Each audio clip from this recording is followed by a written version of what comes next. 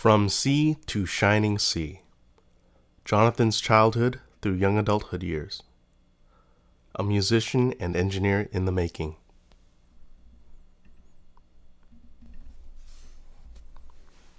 Preface. The first memory I can recall of my parents is one of them being fast asleep, slow to rise and awaken in their modest 3-bedroom apartment, sleeping in on a Saturday morning after a week's worth of hard work.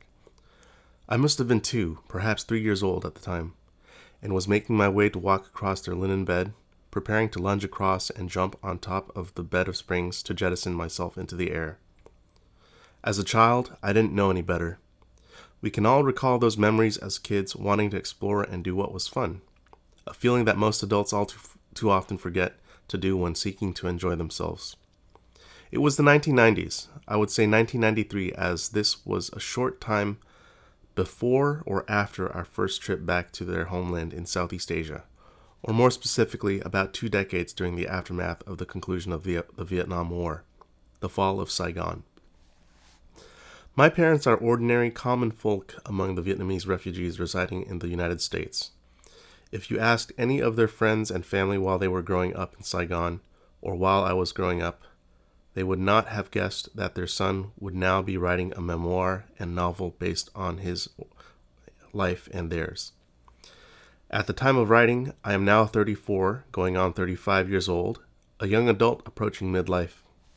Recalling all these memories is a way to revisit the past and to view it all in a different light.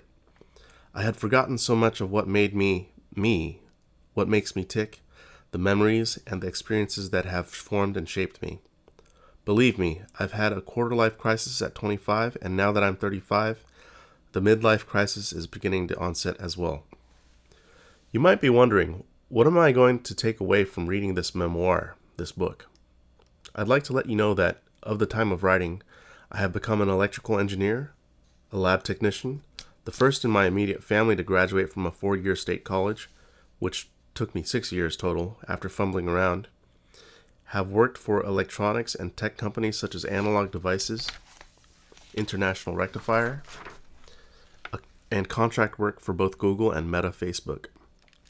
On top of that, I have had 2 self-funded, that means unpaid, internships at a home recording studio in the San Francisco Bay Area. What else? I have become a songwriter, a recording artist, and a recording, at times performing artist with a profile on Spotify, Apple Music, and now with several CDs and vinyl on the way being released to the public. This all started from a little dream I had when I was a teenager. I had picked up a steel string guitar as a gift from my Aunt Truk from Vietnam. As a middle school student, I remember recalling my role models on television on MTV such as Blink-182, Linkin Park, Eminem, and Rivers Cuomo from the band Weezer, etc.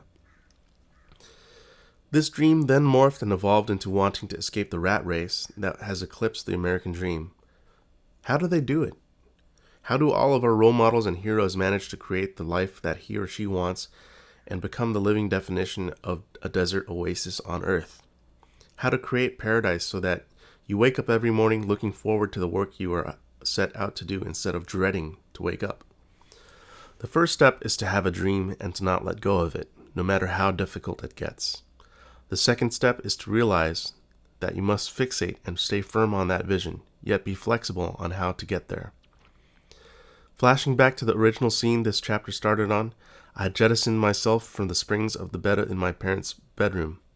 I hope that by you reading this book, you can quickly jettison yourself into your own dreams and achieve your life goals, whatever that may be.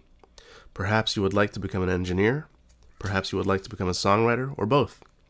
Perhaps it may be your own combination of bread and butter, such as being a doctor, lawyer, and professional pianist or violinist.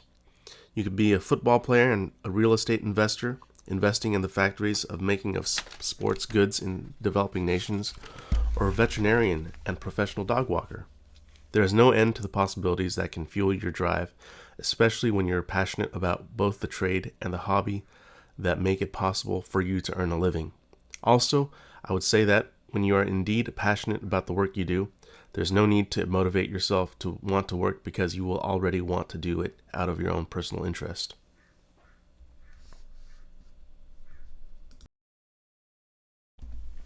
Chapter 1: Modest Beginnings. Thai Van Tran and Thuy Tan Nguyen, an ordinary couple of Vietnamese refugees. If you can't fly, then run. If you can't run, then walk. If you can't walk, then crawl. But whatever you do, you have to keep moving forward. A quote by Martin Luther King Jr. I walked my way over down the hall from my room to the entrance of my parents' room. They were both fast asleep. It was a beautiful day in autumn. There were green, yellow, orange, and red ripening cherry tomatoes growing on the vine right out of the dirt in the backyard of the apartment we lived in, all under a sky blue sky with pillowy clouds. Oakmont Drive. That is one of the streets I remember growing up in, one that reaches far back into my memory as a toddler. We had also lived on a street in the rough parts of San Jose called Chi Chi Avenue, where 3 of our families of Vietnamese refugees had lived in close quarters. Among our relatives, I remember specifically knocking on the door to ask if my cousin once removed, Frederick or Tam, could take time outside to play. We used to play outside in those days. Back to Oakmont Drive, it was several days until preschool or kindergarten class starting in the fall. I had walked over to my mom and dad's bed to jump on. I remember being weightless as a feather as a youngster, as opposed to this 180-pound to 200-pound body I live in now as a 35-year-old, currently. As children, we all learned to start moving by crawling, from crawling to walking, and from walking to running. No matter how fast or how slow, how many knee scrapes or being grazed by twigs, branches, and bushes, it just never seemed to slow me down, or any of those strong-willed children we grew up with. I hear parents these days are helicopter parents, overprotective of their children, having them coddled, learning from their electronic devices, rather than going outside and playing in the dirt, playing soccer, basketball. I have heard that as children, one of the best ways to learn is to go outside, play in the dirt, climb trees, play with other kids, get scuffled, fall off of a bike, not intentionally, etc. Then again, the other day I saw these kids go out and play soccer with their team, being dropped off by their father, so perhaps I am being like every other generation and prejudging the next generation as having some kind of advantage over ours. In fact, I did not have the opportunity to join a soccer or basketball team as a youngster, not that I knew of. My parents did not know how to seek out those opportunities other than the ones presented through public schooling. As a matter of fact, I did not learn to read and write Vietnamese until 35 years of age, by attending a class at De Anza College. Speaking of which, I remember it must have been kindergarten or first grade at Anderson Village, only a few hundred steps and paces away from our apartment complex in San Jose, off the exit of Saratoga Avenue, before there was a major economic boom bringing so much more money into the area. Stores such as Mitsuwa, Daiso, and Paris Baguette, perhaps after the dot-com boom. That must have been the first time I heard of the name President Bill Clinton as a 5 to 6-year-old, hearing about a crisis in Bosnia on the news, hearing his name in the classroom, having a Bosnian classmate as refugees from Eastern Europe. I had no idea what that meant. I knew that must have been an important role, though. I remember that same day I was later bullied in the schoolyard by another classmate or by a second grade or third grader, as I remember the kid walking towards me, myself pacing backwards. Then I tripped and fell over a railing and hit my front tooth and gums, the left central incisor, on a jungle gym plaything. I remember my gums bled, and I was sent home to my parents. "What happened at school?" my Aunt Tammy asked. I don't remember if I could formulate coherent sentences at the time, but she had me lay down on her lap to take a look at my teeth and gums. "We have to take you to the dentist," she said in Vietnamese. We realized much later that this incident from kindergarten to first grade would later be a much more expensive thing to fix, because it was the same reason I had needed braces in multiple phases in my childhood until the 8th grade. For much of my youth, I had a gap tooth where that front incisor would have been, so I was usually the goofy kid with the missing tooth until the braces corrected the alignment of my teeth growing up. I was surprised that my mom could save up for the costly arrangement of braces at the time. It was an expensive ordeal. At that age, I liked viewing our family photos from the past. Mom left our family photo albums in the same place they have always been, in a wheel-out push tray under my parents' bed. If you ask them now where it went, they would not know because most of them have been lost in the mess of belongings in the shed and so on. The lesson here is, no matter how much a family can amass or prosper with, there is no replacing of priceless things such as family photos, especially if those photos are film photos with no digital copies from the 1980s, 1990s, and so on. In fact, if a house fire ever happens, those are the first thing that should be addressed to protect, not the expensive fancy equipment, although these are priorities that each family must determine for themselves. Frederick, my cousin once removed, was a goofy kid like myself, often painted as the troublemaker compared to me, who was the obedient, studious child in our family. One day, his grandfather handed the both of us a $1 bill to order ice cream from the ice cream man on Chi-Chi Avenue, the first apartment complex that our family lived in. I had met Anyang and Anvu at the time in which I thought they were uncles because of the age difference between us. Nearly 20 years of age difference, rather than cousins of mine, as Frederick's dad and uncle. Frederick and I approached the ice cream man, where one of the neighbors, a young Caucasian boy, asked to see the dollar bill. Not knowing his intentions, Frederick handed him the $1 bill. The boy then grabbed it and ripped the bill in half. My cousin started to cry over the ripped dollar bill and the ice cream he would not be able to happily enjoy. Now, between the two of us, there was only $1 bill. Being kind and considerate, as my parents would have wanted me to do, we purchased an ice cream cone, a popsicle rather, went back upstairs to his grandfather, and said that we were splitting the cone, or popsicle, because one of the neighborhood kids had bullied him. Frederick's tears subsided, and his grandpa found a ceramic bowl to place the popsicle in. He and I were 1 year apart from each other, and in a way, he was like a younger brother to me because we had shared so much in common in our youth. The lesson here is to not cry over spilled milk, over an ice cream cone or a popsicle that slipped out of our hands, as well as a ripped dollar. I would later realize that money is in fact replaceable, yet it is both time and memories that cannot be replaced, so cherish and guard those things dearly. Money is in fact replaceable, yet it is both time and memories that cannot be replaced. I was fortunate that my parents stayed together all these years because, well, Frederick's parents did not.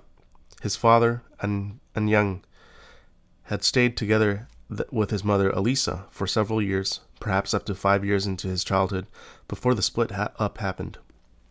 Until divorce, which was a formulative event for him. From that point on, I remember his parents split the custody between him going to school with his grandma and father versus staying weekends with his mom, or vice versa. I forget. Regardless, kids will be kids, and we learn many things together. From riding bicycles, chasing stray cats in the rough parts of the apartment complex, playing video games on the 2-player Super Nintendo on those classic vintage clunky CRT television sets that most people are glad are ancient history. I actually reminisce to those times.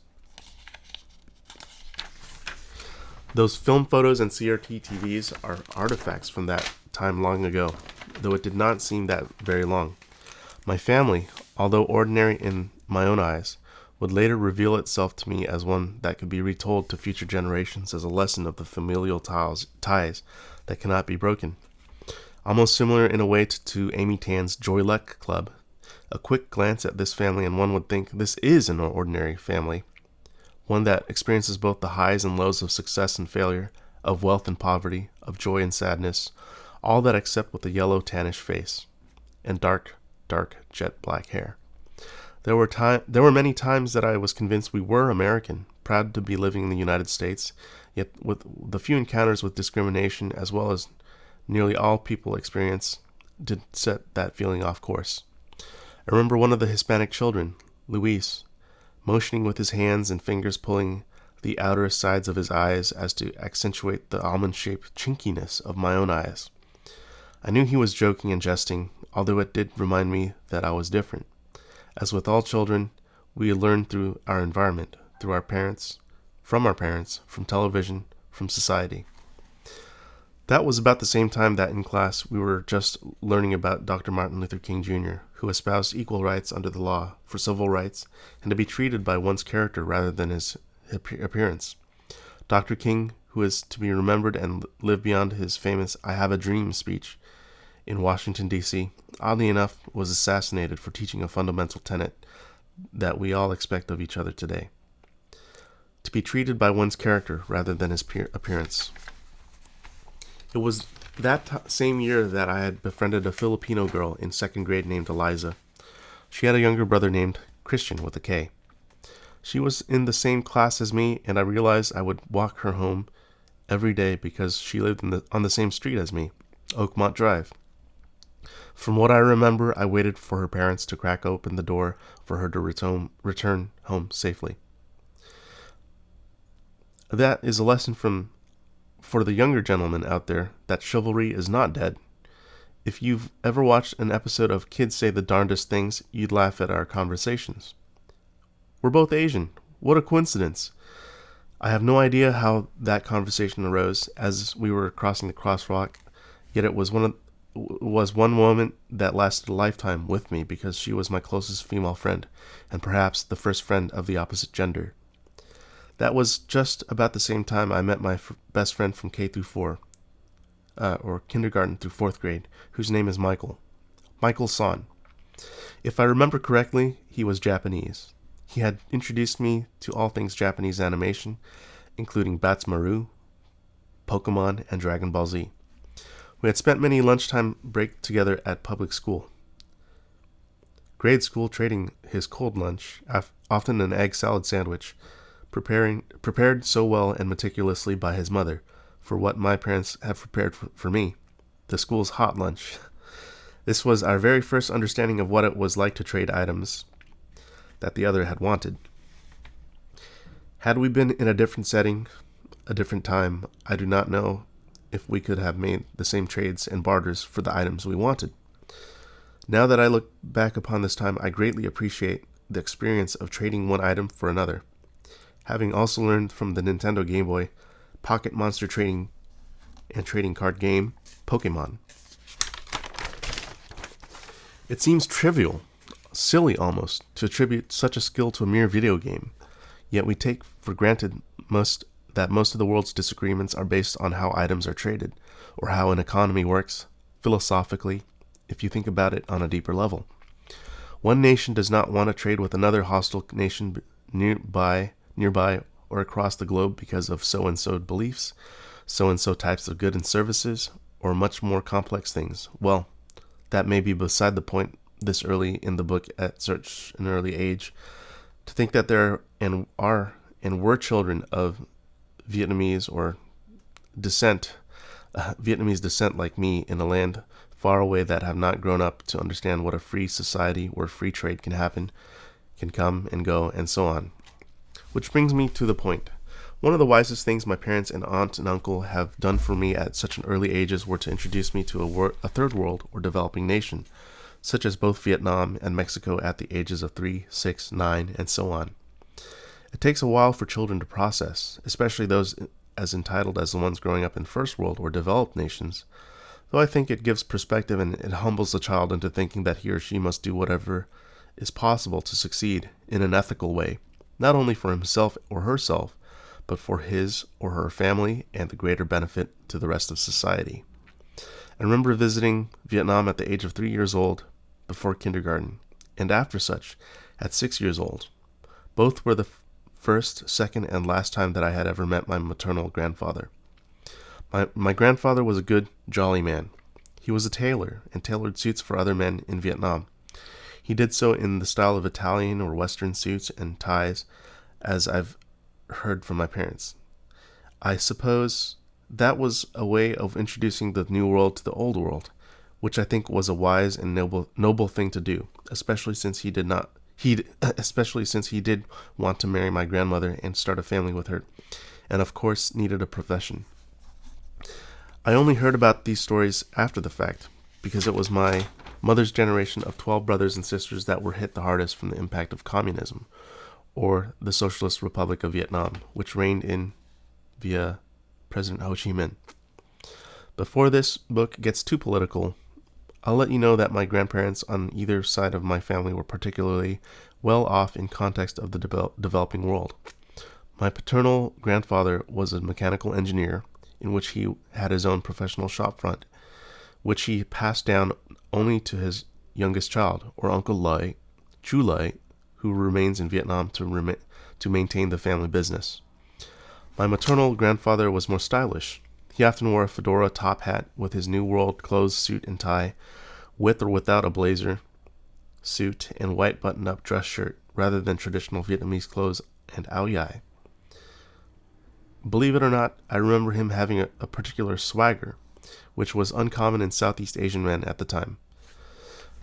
My grandmother, however, would often wear traditional Vietnamese long dress and garb as a woman, ao dai. It was a mixture of Western and Eastern culture that had been introduced by the French during French colonialism. Rather, let us just say French settlement and occupation to avoid any disagreement. And now that I reflect, I thought it was beautiful. My father, following as best as he could the footsteps of his father, while being barraged by the circumstances that the Vietnam War generation had faced, wanted to go into machinery, or machining to be exact. He had studied electronics as a profession and often raved about machine shops, CNC or computer numerical control, to etch and to drill onto metal for fabrication and industrial purposes. The women of the household often did not have pronounced careers because the liberation of sexes during the Western feminist movement was not quite as prevalent in the East or Southeast Asia as it had been in the Americas or the West. At least not in Vietnam, where in many ways time and culture both froze and accelerated due to political conditions after French occupation and the Vietnam War, named the American War in Vietnam. However, I remember reading stories in books and viewing in several movies of particular romances between American soldiers or a Frenchman and the young, beautiful Vietnamese woman. Take, for example, from the movie Good Morning Vietnam or the book Vietnam Paradox. Japan, however, is much more westernized. South Korea as well. The United States and the West have Japanese Emperor Hirohito, who surrendered to U.S. General Douglas MacArthur after World War II, as well as South Korea's first president, Syngman Rhee, both a Christian and a student of the U.S. university system. George Washington University, Harvard University, and Princeton. We have those two historical figures to thank for that and the westernization and liberalization of such Asian countries. Back to my own experiences within early childhood, my interactions with my grandparents were limited because of the physical distance between San Jose, California, in the United States, and Saigon, or Ho Chi Minh City, Vietnam, which is nearly 8,000 miles away across the Pacific Ocean and the globe. I remember cherishing the memories of my maternal grandfather and paternal grandmother, as few as there were. The other grandparents had passed away before I was even born, and I would say that a generation without the wisdom and guidance of grandparents may introduce some stagnancy in the transfer of knowledge and wisdom from generation to generation. Perhaps that is why I learned many things the hard way. Perhaps that is why my cousin once removed, Frederick, learned many things the hard way as well. Through learning through our own mistakes rather than through the mistakes of others, as I later learned in college through one of my wise uncles, who will be introduced later. At home in San Jose, our home was a humble 3-bedroom apartment. Of course, before we were moved into a 2-bedroom apartment, all with 5 and later 6 with the addition of my younger brother, Brian. People sardined into one apartment. 2 of my uncles lived in the opposite room from us, Uncle Phuc and Uncle Kung. Myself, I had my own room in which I learned to make a makeshift desk for school out of an empty cardboard box. Also, of course, before my parents realized it was time to purchase a desk, because school would be more demanding in completing homework assignments. I had a bunk bed for myself and my anticipated younger brother or sister before we moved to the cramped 2-bedroom apartment, in which, when he arrived, my parents, my brother in his crib, and myself all shared one room for several years before we had found a starter home to live in within Milpitas, California. I remember moving away from my friends Michael and Eliza, Nick, and soon the memories were brief and short. However, by the time I reached the fourth grade and at 9 years old, perhaps 3 months into the school year, our family had prepared to move to Milpitas, 20 minutes away from San Jose, and I would be attending Marshall Pomeroy Elementary School, where I met new friends such as my good friend Tony Kov, who was a similar Southeast Asian boy who lived across the street from me. Specifically, he was Cambodian. And if the reader knows anything about Cambodia, I wanted to mention the Khmer Rouge and the Cambodian genocide. In the fourth grade, I remember meeting many new friends that would either be temporary or longer-lasting friends into my teenage years and even adulthood, that of which include Carrie and Tony. Moving away at that age becomes an experience of being uprooted and removed from one's surroundings and environment. It may even be a traumatic experience for some, like it may have been for my parents being uprooted from their own homeland. In Milpitas, we quickly settled into a 3-bedroom, 2-bathroom, single-family home. My parents settled in the master bedroom, my 2 uncles in the room right next to theirs, and my younger brother and Brian and I lived in the room across from the restroom. It was both an exciting and apprehensive time. The bunk bed that we had in the apartment quickly began to be of use for my younger brother and I in our shared room. The furniture and decor when we first moved in was quite sparse. The living room had 2 couches and a coffee table. Our rooms each had a bed, although I had memories of a former babysitter having only a mattress available on the floor when I had woken up for school, almost like the style of minimal bedding that the Japanese have.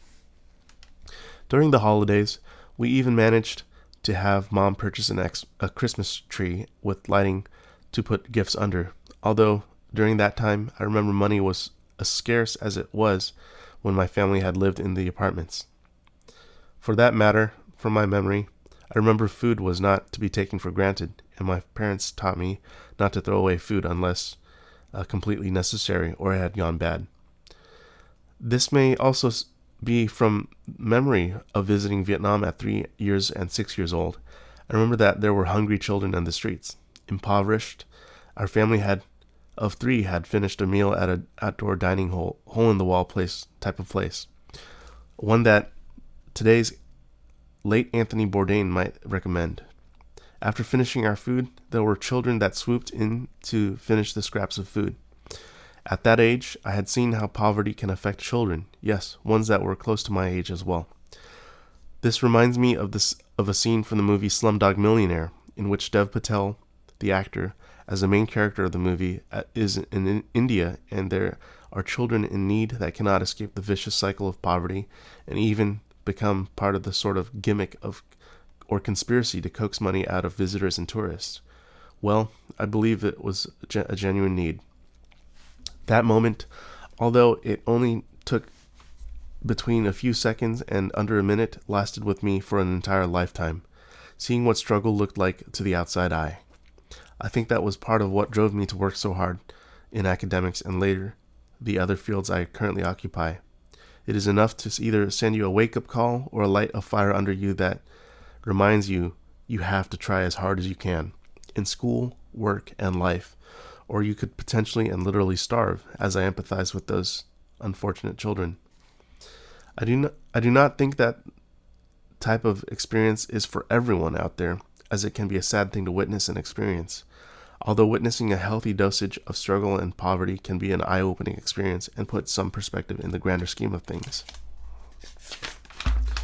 Granted that things have changed in that part of the world, part of what drove me to succeed in my early 20s was not to encounter the same types of hardships those children encountered. Chapter 2, Vietnam, Part 1. Everyone back home adores him.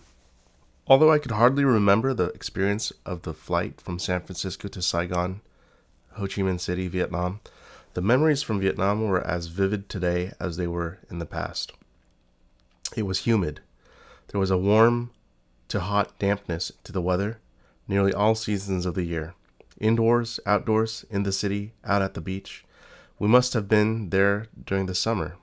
I remember visiting one of my mother's closest sisters, Nok An. She had stayed behind and did not immigrate to either Indonesia or to the United States with my mother and her eldest sister, Mei.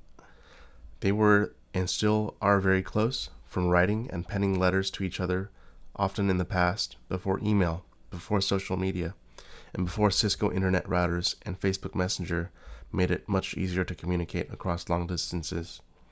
She rode a Honda motorbike and would drive me around the city. I remember one stop where there were comic books or Japanese manga of Dragon Ball, a popular animated cartoon series in TV featuring Son Goku, a half-ape, half-human-like alien that learns martial arts.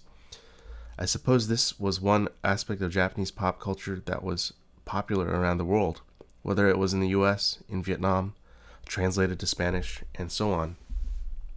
I think my cousins were fans of the comic books as well, as it was around the rest of the world. My cousins Lung Mot and Lung Hai, or Lung Mot, Lung 1 and Lung 2, pinched the sides of my cheeks and often teased or bullied me. They were about 2 to 3 years older than me.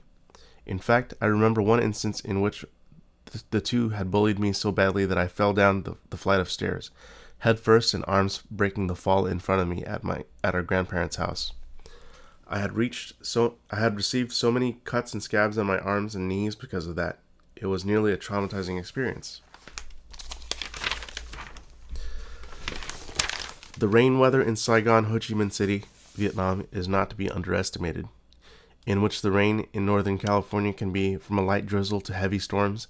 The rain in Vietnam was hard rain. It felt as if the sky was raining rocks and gravel rather than raining droplets of water. I also remember that it would hail often, depending on the season that we were in.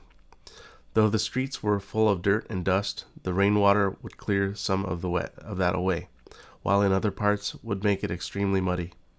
I remember being in the motorbike with my aunt Ngok An as the rear seat passenger, holding on tight to her midsection as we rode through the busy, noisy streets full of foreign sounds such as the tones and dialects unfamiliar to my Anglo-trained ears, yet familiar enough that it would be like a second home away from home.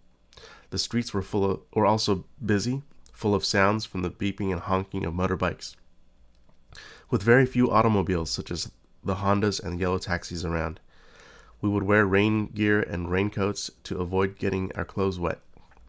The traffic, amazing enough that with fewer regulations than in the US, surprisingly found that there were little to no collisions at all on the streets. I was amazed and baffled. At 3 years old, I had also visited my great-grandmother on my dad's side, for the first and perhaps the only time at Vung Tau Beach. From what I remember, it was the most beautiful beach that I had experienced in my short-lived life, almost equal in beauty as the ones I had experienced in Santa Cruz or Monterey in Northern California. In fact, the weather was so similar, the climate so similar, subtropical, warm, humid, hot sand, and cool, tepid seawater with vast ocean. Of course, this was before the large swaths of tourism that brought the beach to an almost unrecognizable condition many years later in my next visits. I remember my parents had brought a VHS camcorder along with us when those were the popular high-tech devices at the time. We had recorded footage on magnetic tape of us visiting Vietnam. However, that footage may have been lost forever, mostly during our move from San Jose to Milpitas and during remodeling, much, much later. If there is any takeaway from this instance, it is to always protect memories in either photograph, film, or magnetic tape and to digitize them into a burned CD, an external hard drive. Money can be replaced. However, time and amazing experiences cannot be replaced. The last memory I have of that experience in Vietnam in 1993 was while leaving on an airplane. I remember my mother and her sister going their separate ways at the airport, yet could not hold back the tears of their fateful yet different life paths and destinations. Vietnam was no longer home to my mother. She had traveled far and experienced much across the vast Pacific Ocean. yet could not stay longer than a month at a time every few years during planned vacations away from work. I remember that I could not hold back the tears as well, mostly because I had seen my mother cry. I empathized with her. That was the first time that I saw her cry, and I hoped that then and there that I could protect her from the pain and suffering that the world would unduly and unjustly allow its most vulnerable people to experience, often in silence, in quiet silence.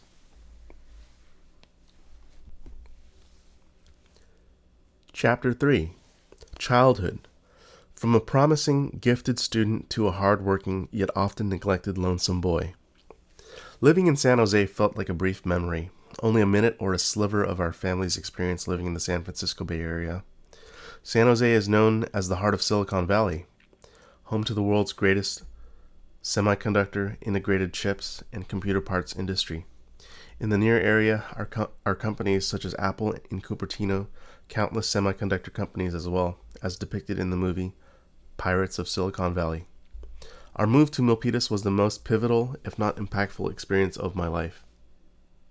It was in Milpitas that the rest of our lives, our roots, as they grew into the soil of the land and made it nearly our permanent home.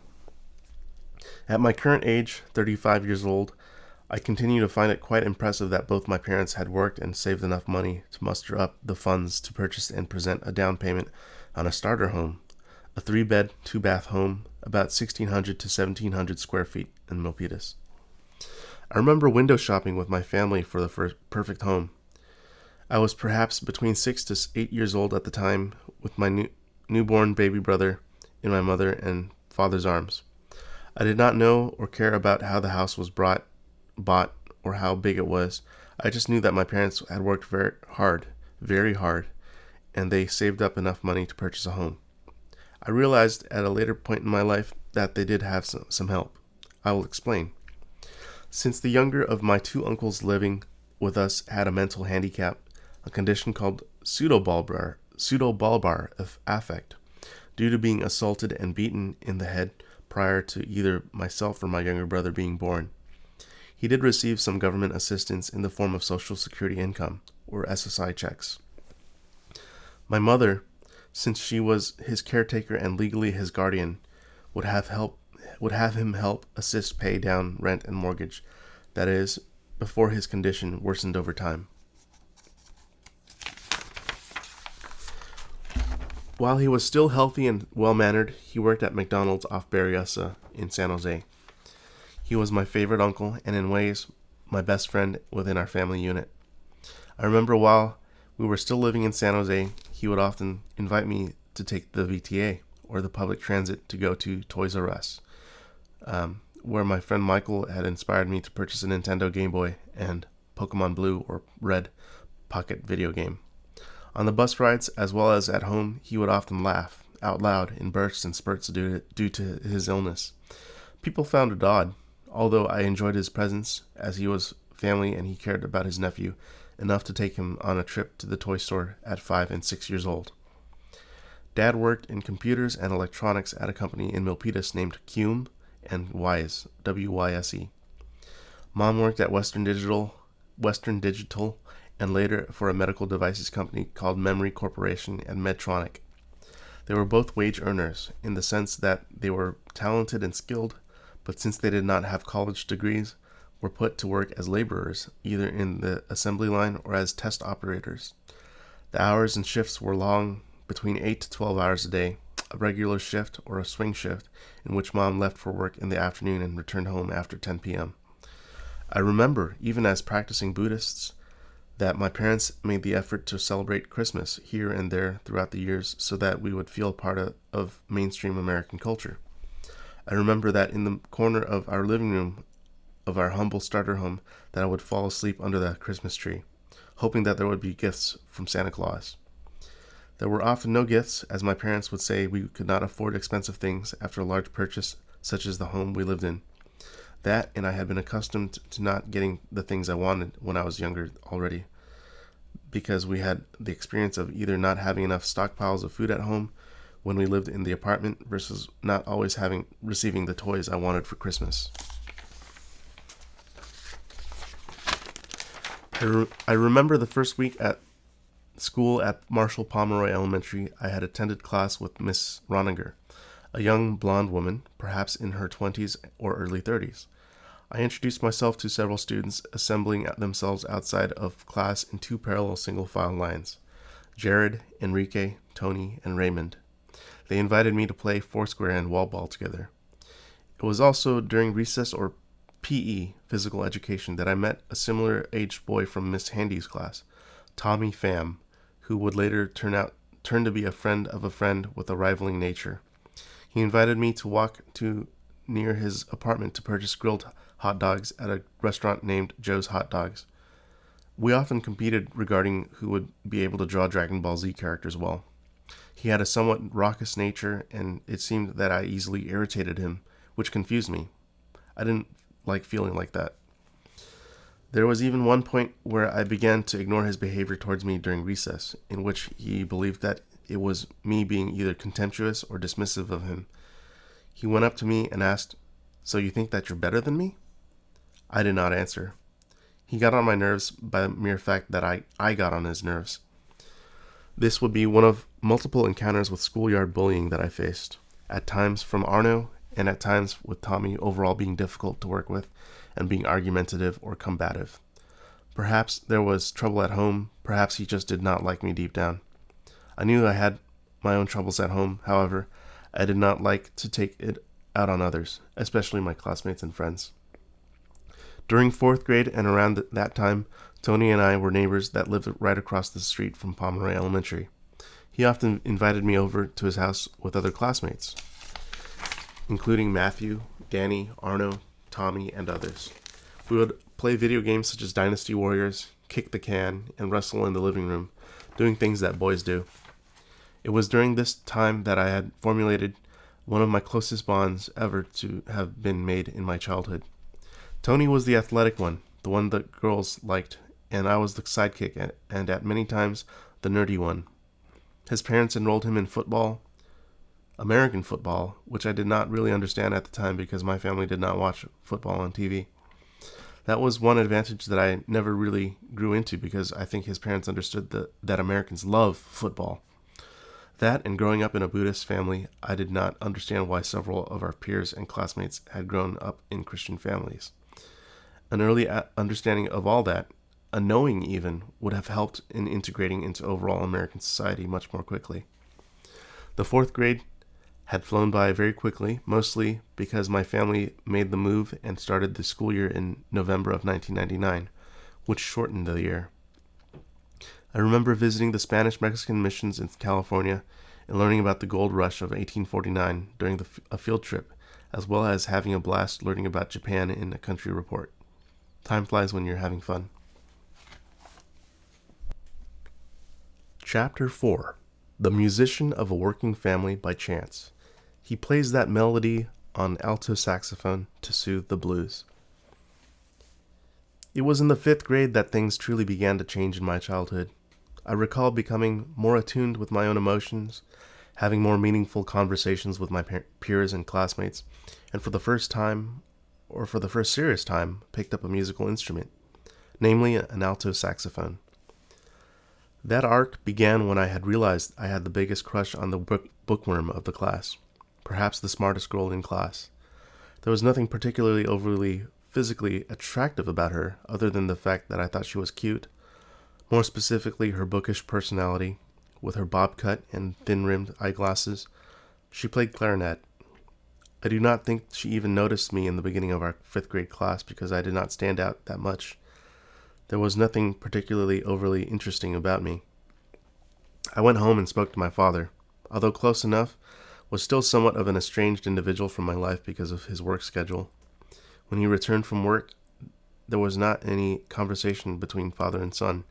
He normally tended to go onto his desktop computer to catch up on emails and to relax with some video games. My father had and still has an addictive personality. I would not call him a chain smoker, although he would smoke at least 2 to 3 cigarettes per day. One in the morning, perhaps before work, perhaps one during break time at work, and once after a meal at home after dinner. I never really understood this until I started working in the workforce myself and encountered colleagues that were stressed out. At times, have picked up a cigarette myself and inhaled after lighting it before spitting it out the smoke and tobacco. I now understand that he did everything he could do to put a roof over myself and my younger brother, as well as my mother. I guess what I'm saying is my childhood would have made more sense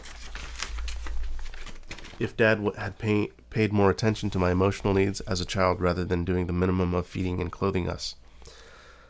That is a different standard of parenting among American parents and American Southeast Asian parents, I suppose. I may have realized that at a sooner time than usual if only I had read more about how different ethnic families operated in our society. That, or if I had watched more movies. From our school assignments, we learned predominantly from the history books about mainstream society. Anyway, I cannot complain. I asked the man to please purchase me an alto saxophone from eBay. eBay, at the time, in the early 2000s, was a quite new company that auctioned off goods, products, and other items on the internet. As we were connected with only one computer in the house, a desktop PC with Windows 95 and 98, right before Windows XP was released. My father and I searched eBay for an alto saxophone. The saxes, nearly all of them were made and displayed online with a golden bronze finish.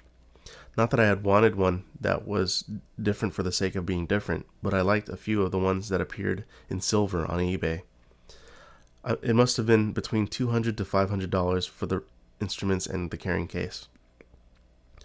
Make sure you actually play it, my father would request. I don't want to buy it and you do not practice or play. Indeed, we purchased the saxophone, one of our first purchases from eBay, aside from, well, I do not want to get into it, but I believe there was some pyramid schemes online to purchase a Sony PlayStation 2 at the time, that and the famous Nigerian prince letter that was found online. We never got to see that PlayStation 2. When the alto saxophone arrived, it arrived in a regular rectangular box at our doorstep, from what I recall. It must have been November or so when we received the package. I hurried to open it. Quite infatuated with the idea of being able to play an instrument, I began going to concert band with the other students in our class. At first, I picked it up and was only able to play 1 or 2 notes at a time before losing my breath. These brass and woodwind instruments easily took the breath out of you as you had to play, take a breath, and continue playing the music notes on the stage. Luckily for me, I sat next to one of my friends whom started playing alto saxophone before I did, and so I was able to learn and quickly from his technique sitting next to him. It was almost as if I was learning through osmosis. Not quite, but nearly enough. Having a companion to learn next to was the best experience that a young musician could gather. That, and I learned quickly that learning quickly depended on learning next to someone more experienced. It increased my learning speed and decreased the learning time by at least 25%. I was dedicated to learning and advancing. It made the fact that my father, though distracted as he was with the computer video games at the time, it felt less like neglect and more like him giving me space to practice music in the living room, in which I took full advantage of the time to practice. Every day I spent 30 minutes practicing, sometimes more, as I would get carried away after completing the homework assignments. The saying is that those who play music begin to have a higher aptitude for many skills, including mathematics and an acumen for listening. I did not notice it at the time, although the relationship between early musicianship and a higher ability for engineering mathematics in STEM, science, technology, engineering, and math is perhaps the reason I did well enough to excel later at State College. I remember the many days carrying that forest green shelled saxophone case every other day to concert band practice. I remember sitting down next to my peer, Brian Lay, in the saxophone and woodwind section, behind the clarinets and across from the flutes and trumpets. Our music teacher's name was Vivian Anninson. She was a good teacher, indeed, although some of the students liked to entertain themselves by poking fun at her. I remember the many performances we prepared for during the school year, whether it was for the holiday season with Christmas carols or during graduation season. The experiences with grade school were much more heightened and memorable. When I think back to those times now, how simple and joyful those memories were, I can't contain the feeling of being able to complete a song passage with the concert band. It was much later in high school and college that I was able to play in a jam band with friends of mine where it felt natural to be in a band setting. The roster often changed, however, the theme was the same: playing music with fellow musicians inspired by our favorite bands.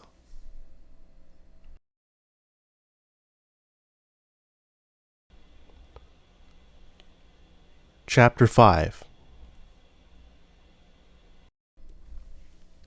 Memories of Childhood. Nintendo, Foursquare, Game Boy, happiness, and of course, traumatizing events. I remember it as if it was just yesterday. For most of my early childhood and young adult years, my family, including my extended family, have been big fans of games. Whether it was card games, board games, interactive games, and or mainly computer or video games, this is how we learned to think and interact with the world. By the time I was around in the 1990s, video game history had already made monumental achievements rather than blips on the screen, including that of Pong, Tetris, or Pac-Man. In fact, my earliest memory of games was at the arcade section of the Laundromat on William Street in San Jose. My parents would take me to experience the laundromat with them, paying several quarters, up to $1, to wash, wait, dry, and fold our clothes. I learned to be patient here, I would like to think. During the waiting period, we would often go to the KFC nearby or play the arcade games together with my favorites including Tetris, Galaga, and Pac-Man. It became so popular to us that by the time Christmas came around, I remember my Uncle Wayne and parents had pitched in together to purchase a Super Nintendo Entertainment System, or SNES for short. This was my first experience with a home entertainment gaming system, and it helped me learn to loosen up, enjoy time off from homework assignments and chores, if any, and it helped my father unwind from work during his busy work days at the computer repair warehouse and factory where he worked. I remember him taking me to Take Your Child to Work Day, as with the many other students had entertained with his or her parents. At school, I learned to play with the jumbo Lego toys, train kits, mostly during preschool and kindergarten. In grade school, we entertained ourselves with board games and other games, and games on the blacktop or playground. The Legos taught me how to construct and deconstruct projects. I learned how to assemble and disassemble projects into miniature construction projects. The more mature games in grade school included Foursquare, wall ball, basketball, and so on. I have a distant memory of having tag as a favorite game among my peers and friends from San Jose at Anderson Village, so much that we named our club the Tag Group. Not to compare it forming a criminal child gang or anything on the playground, but we wanted to form a club of friends that enjoyed that game so much.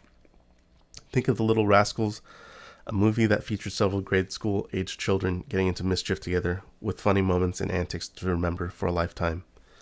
As I grew through the grade school years, I remember in 5th grade the Scholastic Book Fair would visit each year, or multiple times per year. That was when our family purchased Math Blaster, a video game that taught student and video game players to think quickly by responding to timed math problems while in the video game environment. I do not know if this is where my love for mathematics started or not, and to be honest, I did not even like math to begin with when I had started engineering track in college.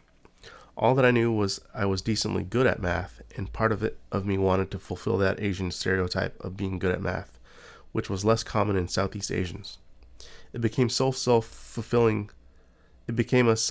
prophecy of fulfilling that stereotype to be able to fit into mainstream Asian and Asian American narratives. Then again, picking up the violin for 3 months before moving, and then saxophone for 3 years in grade school and middle school, as a child quickly improved my sense of timing and ability to think in fractions and numbers because of the interconnectedness of sound frequencies, pitches, timing, and much later, looping, for example, in computer science. My cousins Dylan and Frederick would often visit our home during the weekends or breaks and time off to spend time with each other. By this age, the Nintendo 64 had been released. All the kids in this neighborhood had one. We played video games such as Super Mario 64, Super Smash Bros., 007 GoldenEye, and Perfect Dark, among other multiplayer games. I don't think we realized how good we had it at that age. The world was literally at our fingertips, being able to interact with each other on the television screen or computer screen. Much later, I had picked up Counter-Strike, a multiplayer video game that pits counter-terrorists against terrorists. Many memories were made with friends and family alike with these games, including Gunbound, in which I had met several players from across the internet using DSL internet to connect with other players from around the world, including Mexico and Singapore. I think it occurred to my family, my parents mostly, that at the age of 10 years old, I was self-sufficient to take care of myself if I had my schoolwork, homework, and the television and video games in front of me to occupy myself. This rang true with them so much that during the 5th grade, my family decided that they wanted to visit Vietnam during the school year, the autumn or winter time, rather than the summer with my younger brother and I. Since I was a studious student and didn't want to miss a day of school, let alone an entire month of it, to visit distant relatives, I decided to make the executive decision not going back to Vietnam with them, to stay at home in Milpitas to focus on school. I would be at home with both Uncle Phuc and Uncle Gung. If my parents would leave me with enough food and supplies stocked up in the fridge to allow me to take care of myself while they were gone for the month. It appeared to be a good idea at the time to me, and my parents reluctantly agreed. I'm sure they wanted me to go on the trip with them to visit our entire family. They all motioned that I should go with them. However, I was being stubborn and did about not wanting to miss a day of school. It was during this time that I noticed Uncle Kung stopped taking his medications. He also began to become more belligerent in the absence of my parents. With my parents gone overseas, it appeared as if he began to throw tantrums, both in his room and in the backyard, loud enough that the neighbors could hear, which embarrassed me entirely. I knew I should have called for help, although calling for help would mean that my parents may get into trouble for being absent at home and leaving a 10-year-old mostly unsupervised, except for the presence of 1.5 functioning adults in the house at the time. Uncle Kung would start to gripe about my father and would yell at these expletives and profanities, including passionately vulgar statements about wanting to gun me down and to shoot my parents, or to hurt them by obtaining a firearm. He was upset about having to pay rent to them with his Social Security check. He had been happily employed at McDonald's for years, although they recently asked him to punch out, or to leave because he was scaring the customers by laughing incoherently at random things, and most of all, laughing by himself because of the pseudo-bulbar affect condition. This would go on for several days and nights, and it began to traumatize me. I was seriously scared for my life during those nights. During the weekend, I would find refuge at Aunt May's house, or Aunt Tammy's house, to spend time with Dylan and his family, at least before returning home to Milpitas. One day he was so upset and belligerent that I had unlocked the door that I hid myself behind to run towards him and threatened to call the police. Instead, I stood in front of him, yelled at him to calm down, and he instantly sneered at me. His adult arms and hands threw me onto the floor and began to pummel at my forehead and temples with his clenched fists, assaulting me and in turn traumatizing me for most of my young adult life until I received therapy. Luckily for me, Uncle Phuc was home to break up the fight. He pulled Uncle Gung off me and began to yell and shake some sense back into him. I think Uncle Gung had something against my father, and in turn he did not like me for it. Much later, I brought this up to my therapist after college. It had been traumatizing not only because he was violent and injured me physically, but the event caused me to great emotional anguish and pain because he was my first best friend. Chapter 6. Oh, to fit in as the odd one out. Middle school. I have always thought being an outsider, especially being a minority, made me different in some way. Good friends were hard to make. Nonetheless, I made friends with my classmates from my grade school days at beginning concert band and then advanced concert band. To me, I do not know if I was a stereotypical Southeast Asian American kid or not, though it felt as if I was usually the odd one out. I remember in grade school, 5th and 6th grade, I was often chosen last to be on the dodgeball team, or basketball. My experiences being abused by Uncle Kung for the years prior left an impression on my mind that I was not worthy of love, that I was a monster somehow, that I was unlovable. This lasted until I sought therapy much later in my young adulthood. That, and recalling watching an anime series called Neon Genesis Evangelion, was the most impactful, pivotal years of my life. I connected with the main character, Shinji, whom was a 14-year-old Japanese student foisted into a position to save humanity by piloting a giant mecha humanoid robot. However, as much of a hero that his father wanted him to be, he was very distant from his father, as I was beginning to become with my own father. I typically remember in many American stories from television or books was that as children approach their preteen or teenage years, that they grow distant and even rebellious towards their family. There were feelings of unease at home because of my uncle growing to be more belligerent. I did my best to fit in many aspects at school. I did well in pre-algebra and algebra class. I did well when writing essays. I even became the section leader for the alto saxophones in concert band when the time came. I joined jazz band early in the morning to practice and perform jazz music. However, I continued to feel as if I was the odd one out, continued to struggle to fit in the right clique or group at school. Middle school is an awkward time for many. Children continue to grow into themselves, both physically and emotionally. I remember that I continued to seek affection as a young student, a young boy, wanting to understand affection, often referencing the 1980s song occasionally heard on the radio, I Want to Know What Love Is, by the band Foreigner.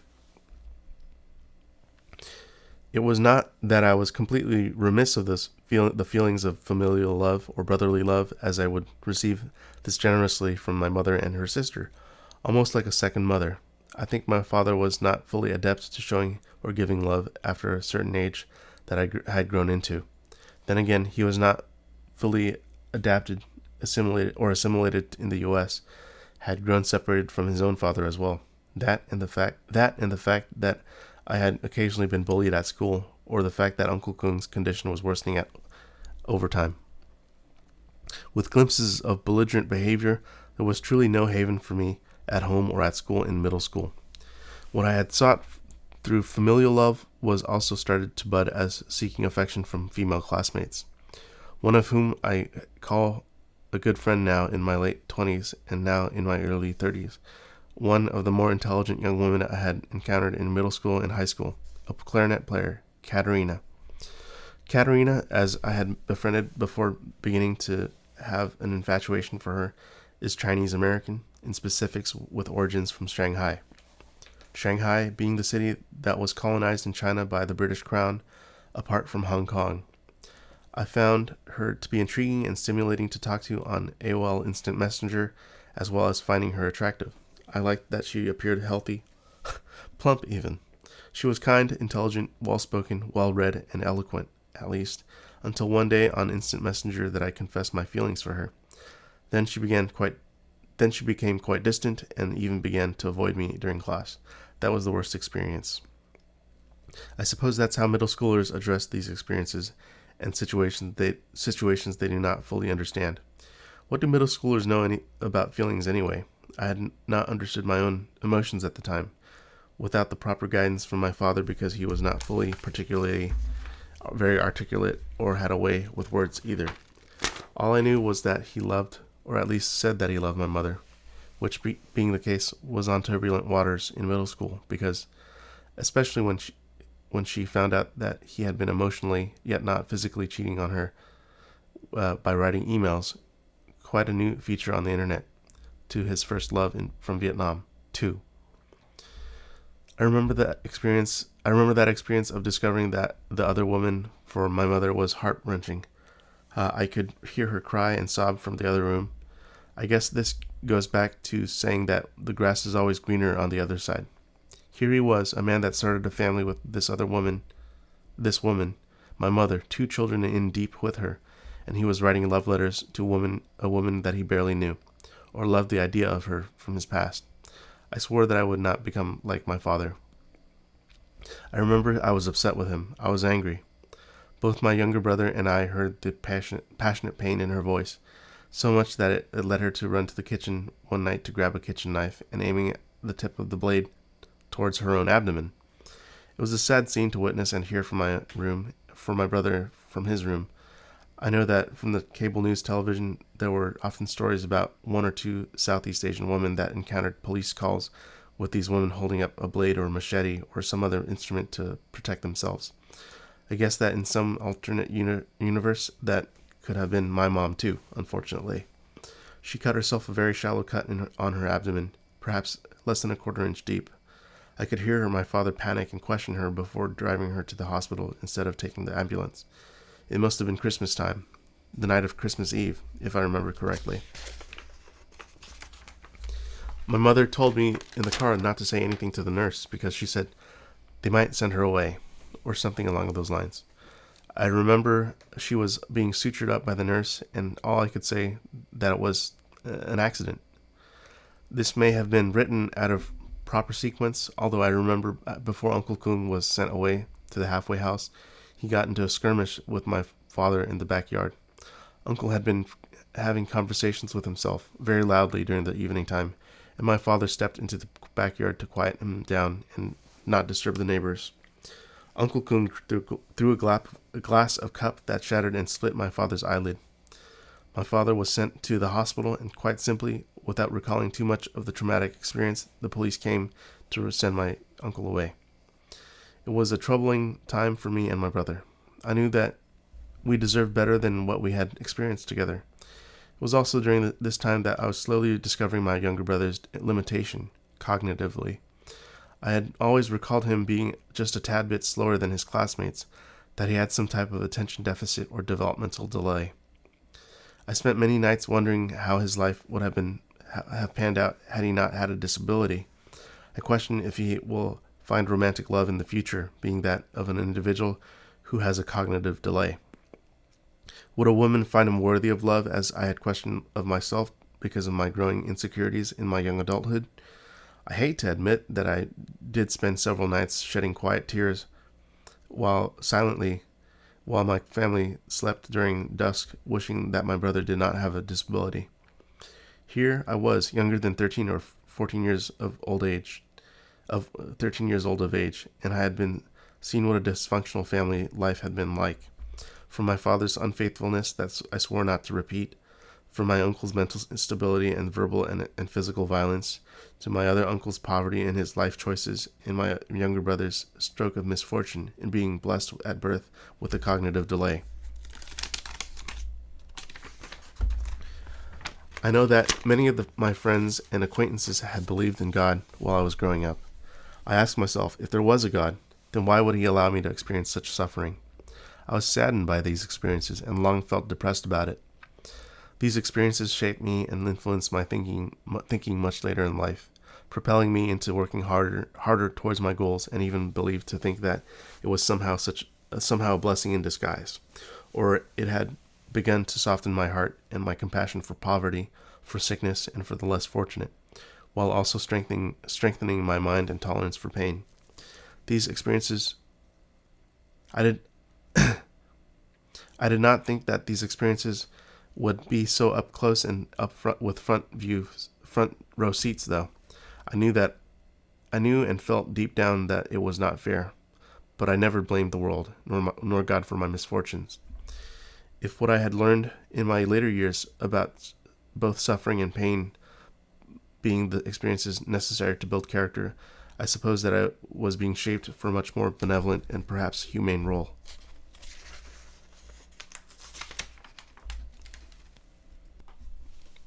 Chapter 7. The Gift of a Steel String Guitar. A Life Changed Forever. The summer between middle school and my first year of high school, my entire family, including my parents, younger brother, and I purchased several flight tickets from San Francisco to Saigon, Vietnam. That would be the first time I met my cousins that lived in France and Belgium. for they had all navigated email among our parents and planned a collective summer trip to Vietnam. I remember being intrigued because they had all spoken French, whereas I had tried to communicate with them with American English. Of course, we had a common language of Vietnamese to communicate in. However, my Vietnamese, as well as theirs, was broken and difficult to understand. It was during this summer that my eldest female cousin on my father's side, Sylvia Kim Phi Lu, introduced me to a Japanese animation series called Naruto, a story about a young blonde-haired boy that spoke Japanese that had a nine-tailed beast inside of his belly. I had grown up on anime or these animation series. Typically, when you ask any young person that watches cartoons or television shows, especially in the Asian American or Asian diaspora, it appears that Dragon Ball Z is the most popular series. Naruto quickly became a series that rivaled Dragon Ball Z. The quest of a young ninja children becoming stronger and gaining new skills, fighting bad guys, and making new friends was quite the storyline. Much of the theme of this series is about war, in which our family related to because of the French Indochina War, the Vietnam War, and so on. I met my youngest uncle and his then wife, Go Chuk, on my father's side, while my grandmother was still healthy. She was quite the studious and intelligent young woman. She was able to speak English, French, and Vietnamese, and plays the violin. One day, towards the end of our trip, I mentioned to Ko Chuk that I would like to learn to play guitar. I would be going to high school soon and wanted to be known for a skill or talent that would allow me to make friends and converse about favorite musicians. We stopped by a Yamaha store in Saigon, where she picked up a steel string guitar. I remember being excited, not even expecting to receive a gift upon first meeting of my aunt that married in that month of vacation. Having picked up other instruments such as a recorder flute, a brief take on violin, and being well versed in alto saxophone, I thought that guitar would not be as difficult to pick up. When we returned home to the San Francisco Bay Area, I remember teaching myself how to read guitar tabs. As a preteen approaching my teenage years, I enjoyed listening to Blink-182, Weezer, Incubus, Eminem, Sum 41, Linkin Park, and what was on MTV and VH1 at the time. This time spent teaching myself how to play guitar became for more formative years as I would make friends at the time through playing music. I remember playing guitar made the tips of my fingers hurt. It was a painful process of callousing one's fingers over and over again. The first song I remember even attempting to learn was Blink-182's Adam's Song, a sad, melancholic song about a friend of the band that had better days before losing his life to suicide. I learned basic power chords, the simplest of the chord forms to maneuver with 2 to 3 fingers. Although it sounded sparse on acoustic guitar, it sounded full and powerful on electric guitar, which soon became my next adventure in music. Having strived so much to fit in to mainstream American culture as a Southeast Asian kid, it was quite the struggle. I knew I was not white, Caucasian, or black for the matter. However, I did my best to assimilate, even though being born on American soil made me, by default, an American citizen. I knew my parents had not assimilated 100%. Though they were well versed enough in English and a few American customs, they were still to their core Vietnamese. The steel strings hurt my fingers. I remember the pain was unbearable. Few guitarists mention that it is the rite of passage for many guitarists and musicians to continue playing through the pain. Luckily for me, I enjoyed the sound of the music more than I hated the pain of callousing fingers.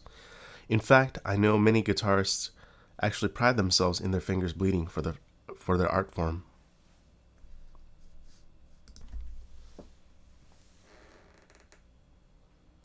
Chapter 8. From a geeky nerd to a vortex mind of indie music. Influences from Rivers Cuomo, Jimi Hendrix, John Mayer, and John Lennon and Paul McCartney. Music quickly became an escape for me.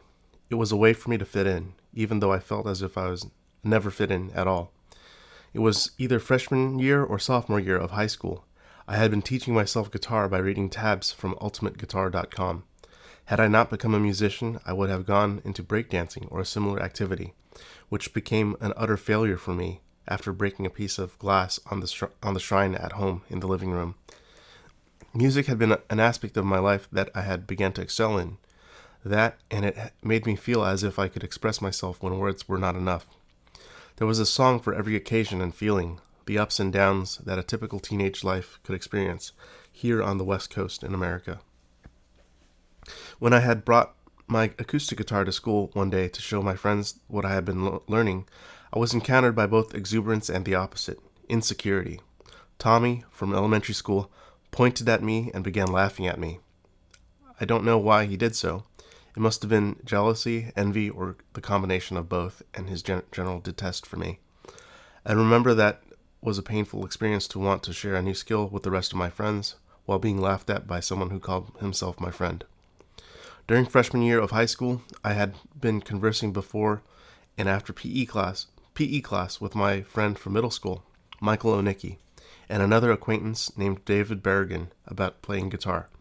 We were all excited about this subject, whether it was about callousing our fingers, learning new chords, or the type of wood or aged magnets. We seemed to keep our skills and understanding sharpened by talking about our favorite subject.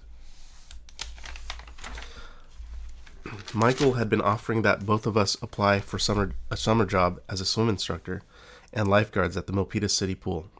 The first summer there, Mike had gone on his own to take up the task and purchase an orange Fender Stratocaster. Being the immature child, preteen that I still was, I remember asking to pay back my parents if they would purchase my own guitar in advance.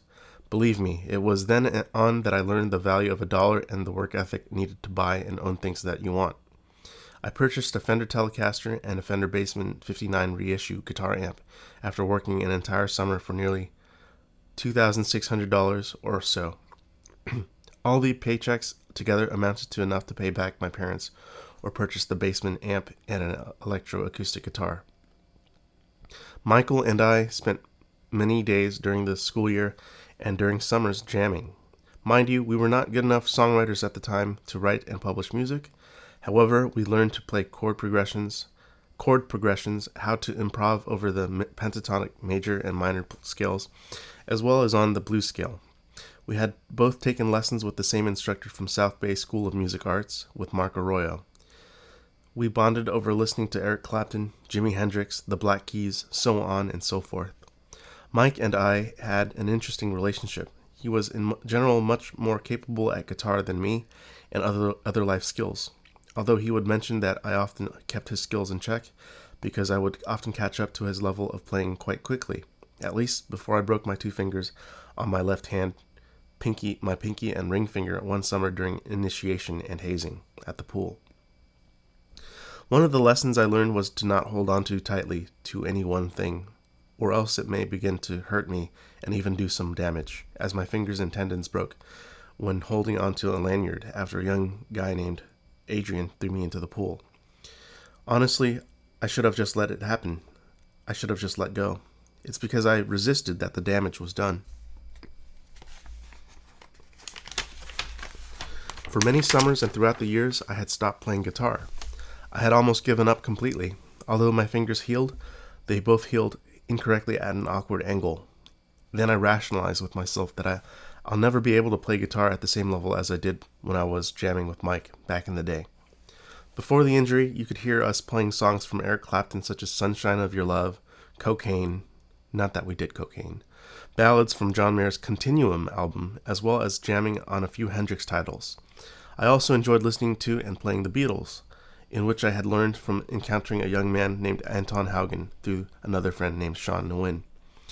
It may be too soon to say, although you can liken the meeting between myself, Jonathan, and Anton as the meeting of John Lennon and Bob Dylan. I remember searching up Anton's MySpace and later Facebook posts and see that he was a big fan of Bob Dylan and the Beatles. While I was listening to modern bands such as Blink-182, Weezer, and some 60s classics such as Hendrix and Clapton, I had not listened to either Bob Dylan or the Beatles just yet. The first time I heard a Bob Dylan tune was on his MySpace with a song called Like a Rolling Stone. That experience was entirely out of this world. I remember being enamored by the vibe of the times and wanting to emulate that sound. Although my experience with Anton's MySpace was one of respect and awe, I remember he told me, in jest at least, to fuck off.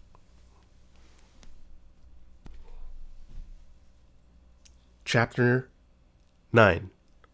The Apple iPod Classic that held all of his dreams.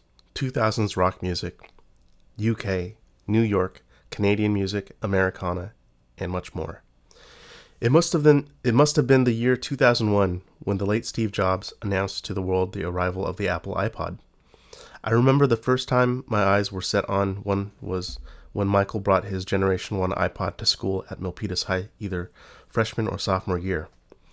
It was for a brief minute or two, but I remember experiencing the responsiveness of the click and scroll wheel. I touched the glossy Arctic White device and held it in my hands, while motioning my index finger in the clockwise direction, and then hearing the trademark click-click sound. That was a memorable experience to encounter for the first time that left an imprint in my mind. After saving some money left over from the summer job, I decided to purchase an iPod Classic a year or two later myself. That iPod Classic was like my best friend in high school. I listened to it nearly day and night, and in a way, it listened to me. Since the iPod Classic was able to upload your personal collection of MP3s, as well as personal photos and videos, it contained a high amount of sentimental value. I had listened to my favorite band on the device, the Beatles. Steve Jobs himself said that without the Beatles, there would be no Apple computer. As I viewed it in his interviews as well as instances in his biography mentions, he did his very best to have the startup culture resemble the dynamics of John, Paul, George, and Ringo. Steve was peculiar to me. He was both an entrepreneur and a hippie, an unlikely combination. While in high school, I admired John Lennon more than I did Steve Jobs. It was not even in my plans to become an engineer during high school or to even delve into electronics myself.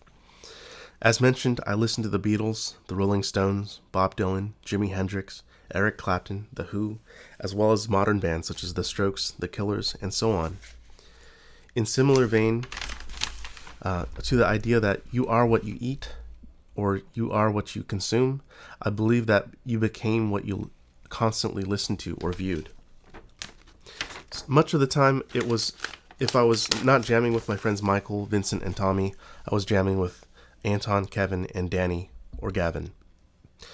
You could hear each of our influences released through the way that we played music. As musicians, we knew each other quite well and could get a sense of another's individual's essence by listening. The important thing about music is not only to play, but to listen to the band. Since it was difficult for me to make friends and become a social butterfly, indeed, I relied on my musical taste to make friends. I felt as if I knew the songwriters that were writing the amazing music I listened to. Whether it was through their music and lyrics, their creative album artwork, or even while listening to interviews of them either purchased through iTunes or watching on YouTube. Aside from the fringe music that I often listened to in between classes or during a car ride from freshman year to senior year of high school were moments defined by music. During my freshman year, I remember my friends and I listening to or being exposed to artists on television such as Ryan Cabrera, Green Day, Blink-182, Weezer. You could say that as a freshman, I was indeed into rock music, or even geek rock, as I like to term it. As the years went on, I remember being exposed to John Mayer's acoustic music, such as the song titles Daughters, Your Body as a Wonderland, 3x5, Split Screen Sadness, and many more titles. Norah Jones, Don't Know Why, and many timeless classics. The years before that was exposure to Maroon 5's She Will Be Loved, in which I thought of my friend Sylvia Lou quite often. I don't know why. Perhaps because she had good taste in music as well, and posted on her MySpace or Facebook those tunes. The Calling, Wherever You Will Go, is a song that brings me back to times before high school. I soon realized at the time of writing this memoir that music comes and goes with the times. People enter your life and they leave without notice. The memories continue to linger, and the music has a much deeper impact many years later, as it becomes a time capsule. One can buy possessions, but they can never buy back the time or the nostalgia and the sentimentality from the memories. Chapter 10. A Hopeless Romantic, and Years of Unrequited Love, the Early Poet and Explorations in Songwriting. I would say that for much of my youth, because of my father's neglect towards me being a major factor, as well as seeing my parents' relationship both deteriorate and being reconstructed over time, The fact that so many Disney movies growing up were about romantic love, I found myself to be in such a forlorn state of being in the years between grade school and up to high school. My romantic interests and crushes were often one-sided. From interests such as Melanie and to Katerina, I found that I had pined for belonging, for romantic love, to be noticed and recognized for what I believed to be the special individual that I thought I was, a hopeless romantic that thought he knew more about lyrics and poetry than he actually did. I did not consider myself that much of a jock or sporty type. I considered myself more in tune with my own emotions and feelings, even as a young man. I had heard so much about being in tune with one's emotional intelligence made for a great male to female bond in relationship. This may even go against conventional American male wisdom of being familiar with mainly two emotions, happiness and anger. In that stream of thought, I thought of myself more as a soft-spoken, yet bold in his belief and firm in character. I spent many years idealizing love, believing that it was the greatest force on earth that could transcend both time and space. I forget where I first heard that phrase. However, it stuck to me and it became my lighthouse in the dark. All those early years in high school listening to the Beatles changed me too. I would not go so far as to call myself a hippie in the free love movement kind of sense, but in the sense that forgiveness, grace, and many forms of love should be the goal in life. Familial, brotherly, and romantic love. I mean, at the time, I did not consider myself very Christian or Christian-like. However, I knew that love was indeed a sacrificial pursuit. One ought to feel the need to protect the people and things he holds dearly. It is not easy to find the love that one wants. I found that most of my failures were because of a lack of understanding of what either gender wanted in a relationship. All I had to go by were books and movies. In fact, I did not have much dating experience until I turned 20 years old, nearly 2 years well after high school. I had been on dates in high school, such as school dances and various social functions, yet I still felt very awkward. Perhaps it was because I considered myself somewhat of a nerd or a geek, with the misinformed impression that the girls in high school only dated the popular guys, or even the jocks. However, I was somewhat in between a studious student, a lazy student, and that in combination of being a musician allowed me to tweak my personality and identity to mingle with the other musicians. For a long duration of time, I remember I had become infatuated with one of my grade school friends after we had entered our freshman year at Milpitas High School. We had English class together, honors chemistry and physics, among many other things in common, such as track and field. I began to realize how beautiful she was, and what stood out to me the most was her hair color and hairstyle. I did notice her skin complexion, however, would think that we had more in common than we had in contrast. Carrie was the first crush in kindergarten through 12 that impacted me the most to change. She was the inspiration for me joining cross country and track and field. I had been in the sport anyway during middle school and did not notice her much, other than noticing her parents would often visit the meets and support her events on the track. She was half white and half Asian, perhaps Burmese, if I can recall. I do not know why exactly that made her stand out to me. Perhaps that it was a rare occurrence and seemingly less rare in present day. Myself, having an identity of an in-between Asian American, I liked that she was westernized culturally but still had Asiatic features. She also had a good sense of humor. Carrie would often draw on my notebooks in class a cartoon character that she invented, Hector the Penguin. In fact, I have still preserved those cartoon doodles for the sake of memory and nostalgia, for the remnants of infatuation I held closely for those 4 years in high school. When I think of Carrie, I think of the music of our youth, including songs with lyrics that reminded me of her, Kings of Leon, John Mayer, The Killers, Radiohead, and so on.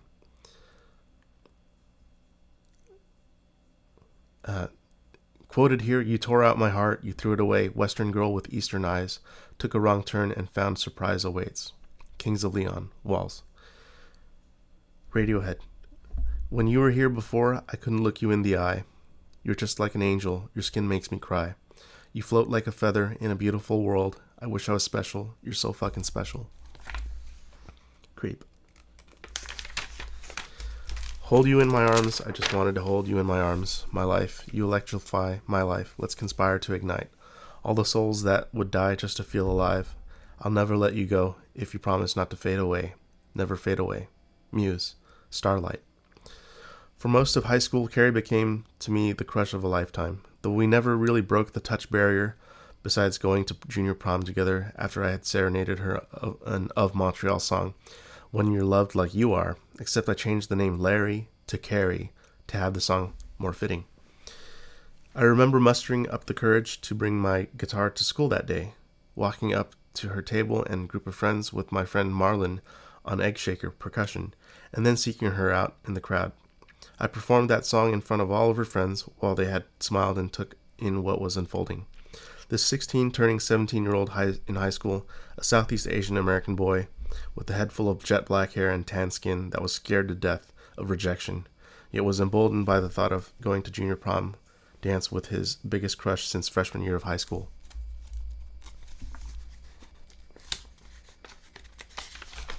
Of course we had a decent time at junior prom. We laughed and smiled with friends taking photos to take memories. The music was memorable. I hope she had a decent time. The night ended up with no more than a handshake and a pat on the back. I remember being disappointed. I asked myself, was I a decent date? This question plagued me for many years, and I never confronted her about the experience. For the matter, I did not expect much more than that. Relay for Life was another event we had made memories together under the stars of a quaint town that we lived in, Milpitas' own Calaveras Park. Although these experiences conclude the chapter with Carrie for the most part, I carried the experience of feeling not enough to other dates and experience with other women until I had my first girlfriend, a young Vietnamese woman named Stephanie, in 2011. Vivian was the next crush towards the end of high school that was almost taboo for me to have, as I was slowly learning. I was a senior in high school when she had entered her freshman year. There was an age gap difference between us, that being 18 years old and 15 years old. The one thing I was elated and relieved about was that we were both Vietnamese. What started as an exciting meeting and exchange of contact information became a crushing experience because I had shown my cards way too soon. Deeply invested and showing too much interest, she also had other suitors awaiting her presence. Perhaps what I do is carry the feelings from one failed romantic relationship onto the next. I do not mean to put any woman on a pedestal or have done in the past. However, I just thought that they were these magical, mystical beings that wanted to be loved. Please don't blame me for that life outlook. Blame Disney for making love stories and Korean dramas for being so damn addictive. As I began my college years, I remember being so far removed from a familiar environment that I had missed being in high school. I did not want to go backwards, so I would not think to visit Milpitas High School too often. I remember listening to my favorite songs on the Apple iPod Classic, including Kanye West's 2008 to 2009 hit Heartless. On my iPod Classic were also songs and ballads by John Mayer, including his entire Continuum album, with one of my favorites, Dreaming with a Broken Heart. Now do I have to fall asleep with roses in my hand? Do I have to fall asleep with roses in my hand? Now do I have to fall asleep with roses in my hand? Do I have to fall asleep with roses in my hands? John Mayer, 2008, Dreaming with a Broken Heart. Listening to these hits, I listened repeatedly to the same songs while taking the light rail to San Jose, while walking towards classes across the campus at San Jose State University. I know the distance was not too great between Milpitas and San Jose. However, I found it difficult to connect with my own peers because of a lost opportunity. A lost opportunity in the romantic arena. Yours truly was well known for being the third wheel in many friend settings.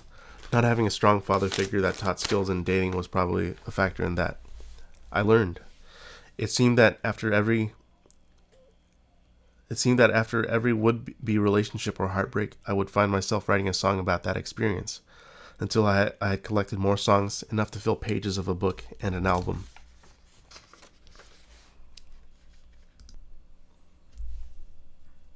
Chapter 11. Advanced, yet always playing catch-up in honors chemistry, AP Calculus AB, AP Art. No plans for college yet, really. I would like to say that in some ways, I was advanced in years in many aspects of high school, such as science and math. In many other ways, I needed a helping hand. Being placed into the honors or advanced courses started early on, by at least grade school. Being a GATE or gifted student helped. I remember the one class that was in the advanced category early on was honors chemistry with Mr. Todd Seals. I remember this class specifically because it was the one class that nearly determined the rest of my high school trajectory and college studies. Discovering that I was quite decent at memorizing chemistry formulas and thinking analytically with the scientific mind was one of the greatest benefits from taking that course. It also reminded me of the Nickelodeon television series Drake and Josh, as Drake Bell would often compare chemistry to guitar chords, which I could relate to. The other reason honors chemistry remained as one of the most memorable classes I've taken is the fact that my high school crush, Carrie, was in the same class. That and I tutored her quite often in the subject on AOL Instant Messenger, or AIM. We had some often humorous memories from that class. Mr. Seals was quite the character and made learning the subject quite fun. He was a jokester. Whether it was being woken up with an air of Nerf gun in the middle of the unexpected post-afternoon nap, or being called one of his kiddos, his sense of humor in a fatherly way left an impression on many of his students. Though much of the class was memorizing formulas and learning how to balance equations chemically, it became an important subject later in college and university when I enrolled in a materials engineering course. During this time, although I was an AP student with only 2 AP courses, Calculus AB and Art, almost tongue-in-cheek and humorously, yet half serious, I was actually quite the lazy student. There was an urge to be creative, to be artistic, in both the musical sense and the visual art sense. I wanted to be different. The fact that I was decent at chemistry and calculus made me realize perhaps I could strive to be more technical, more like Leonardo da Vinci, as I strived to be, a scientific and artistic mind from the Renaissance period. He was one of the most brilliant minds of that time. Perhaps it was too soon to say, though I would often think about the few scientific achievements that the Vietnamese people have made compared to other American, African American, European, and other East Asian counterparts. I wanted to change that. At least I dreamt about it. Although it was a lofty goal, although it seemed so very far away, I didn't mind making that a long-term goal to reach later in my years. In calculus class, I was even more of a lazy student, too focused on music at the time and for claiming an identity that would be more tied to a songwriter, a musician, one of those creative types. I think these days there is a pattern in the youth, especially in the West, that we favor the idea of being creative over being overly technical. What I did not realize at the time was that calculus would soon give me further insight and understanding of the relationship between zero and infinity. It is a subject that is taken much for granted for nowadays, unless, of course, that would not have happened unless I took either multivariable calculus and math seriously. The possibilities of combinations and permutations that are out there. There is not a black and white, on or off way of looking at life. We can make reasonable compromises with our future children by having them strive to have a fallback plan first, and then working on their dream during the evenings and other downtime. AP Art became quite the fluke, if you ask me, because I had only taken seriously an art exploration class the year before during junior year, as well as a drawing class in parallel. In fact, I wanted to take Photography 101. However, that class seemed to be impacted quite often. It goes to show that you can't always get what you want. Still rings true from childhood. Either way, I have found that when foisted into situations like that, it is best to be adaptable and make the best out of the situation rather than being negative and allowing one's thinking to spiral out of control. Unlike my uncle, who had plans for my cousin Dylan and I to attend UC Berkeley and pursue MBAs, my immediate parents didn't quite understand how the higher education system worked in the U.S. Although my father attended Evergreen Valley College for job training and ESL, what he understood was that there was job training, vocational schools, and colleges, but nothing in specifics about the University of California or California State University systems. You could say I was both fortunate and unfortunate in that at least one of the adults in my life had some kind of plan prepared for the children. It was much like a chapter out of reading Rich Dad, Poor Dad, a book written by Robert Kiyosaki, explained the differences in thinking of well-off parents versus parents that are not well-off. It probably wasn't until later on in high school and during college that any second uh, I had any second uh, you are in the STEM fields where one uses it often. Being able to differentiate and integrate in both differential and integral calculus is an important skill in understanding both other subjects such as physics. From differentiating position and velocity against time to gather information about velocity, speed, and acceleration, respectively, or gathering information about a charged particle within an enclosed space within a cable. I think it is easy to assume that my Southeast Asian parents were helicopter around the fact that I had to succeed in a field such as becoming a pharmacist or a male nurse, if not far from a doctor. The truth is that Southeast Asians, although high achieving, are far from their East Asian counterparts in the achievement ladder. That, and I did not really want to be either a pharmacist or a male nurse. Go for what makes money, they would agree with each other, as they would realize their own limitations in earning potential working in the assembly line as test operators in manufacturing, so far and so on. In the back of my mind, I always had my Uncle Wayne's voice giving me the pep talk since I was a toddler regarding going to apply for the MBA program at UC Berkeley, which also seemed unlikely considering where I started off in life. I remember I had completely written that off once I got to a certain age, that I didn't coincide with my dreams being a songwriter or a recording engineer. What I did not realize was that I could position myself. I could reorient my thinking into believing that I could, in fact, study the business and engineering aspect of music and music production, and one day hope to make something out of myself.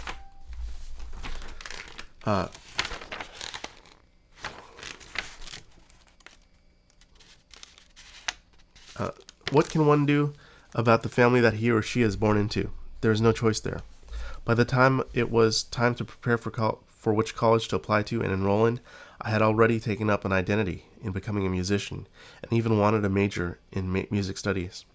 If I remember correctly, I knew that with my grades and test scores that I would have disappointed my uncle by not even attempting to apply to UC Berkeley. I had applied to my reach schools of UC San Diego and UC Irvine, with UC Davis and UC Santa Barbara as backup plans. I also applied to San Jose State University as a fallback plan. If I was wise, I would have applied to Cal Poly San Luis Obispo or Cal Poly Pomona, as the Cal Poly Polytechnical College system was good for the technical subjects. I had close friends that also enrolled at San Jose State University, in which I thought was a great way to stay in touch with my closest friends from track and field and lifeguarding. Regardless of what school I had been accepted to, I knew that my Aunt May, Tammy, and my parents wanted me to stay close to home to save money. I think that was the consensus between the adults in my life that were Vietnamese. Uncle Wayne wanted to think about the possibilities of becoming a scientist, a doctor, a lawyer, engineer, scientist, or PhD student. All I know is that if I could continue playing guitar and electric bass, perhaps any major would have been right for me so long as I could express myself. When the test scores for the SAT returned in my hands senior year, as well as college admissions, I remember being accepted into two colleges of my choice, UC Santa Barbara and San Jose State University. Santa Barbara was nearly 280 to 300 miles away from Milpitas, and San Jose State University was so close to home that I thought it would be too familiar. Nevertheless, I decided on San Jose State University because it was close. My family wanted to save money, and I didn't have that much money myself, considering that my only means of employment up until then had been being a seasonal lifeguard and swim instructor.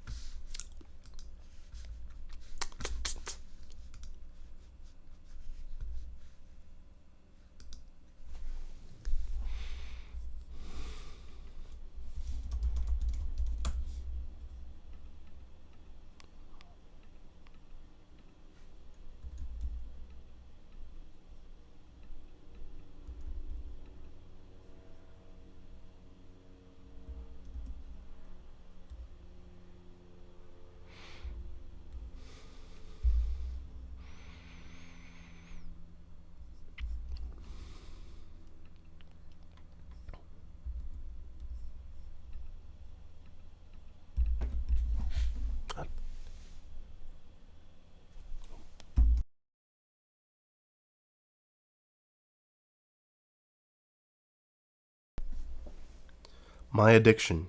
The years of neglect and abuse caught up with me. Music as medicine, sex as soma. Of all the years that I had been on any kind of substance, such as caffeine, cannabis, the worst drug that I had in mind and body was the drug of guaranteed sex without the rejection, pornography, which was the high of dopamine, a struggle that many of us in the internet generation experience today. I had gotten so used to losing out on romantic relationships for the first quarter of my life that I had stopped even trying to seek out a relationship. It was sad, a pitiful state now that I reflect on it as an individual who is approaching, not yet achieved, but approaching sobriety. You could attribute one part of this search for substance high was because I had been, for the most part, neglected as a child. The other part of me wanted to be like those crazy creatives that only added to their artwork and creativity with a boost from a substance. Perhaps even the neglect is a major part of why I'm more or less introverted. In a social media post, I explained that the tragedy of realizing my younger brother had been born as a preemie and perhaps even as an autistic, if not with developmental delay, made me go into both denial and find coping mechanisms in different ways. I distracted myself with video games, my own schoolwork, able-minded friends, as well as relying on substance highs such as when I was feeling low, watching pornography to give the dopamine high I needed to get out of a rut of depression. I know that I'm not alone in this battle either. Millions of Americans from the age of the internet became guinea pigs with the introduction of the internet and the PC. I don't know why, but perhaps the more pain one collected from the outside world from just living life resulted in a search for painkillers or soma to soothe it. Perhaps that's why I even picked up a cigarette at one point, like my father did. I guess it depends on perspective.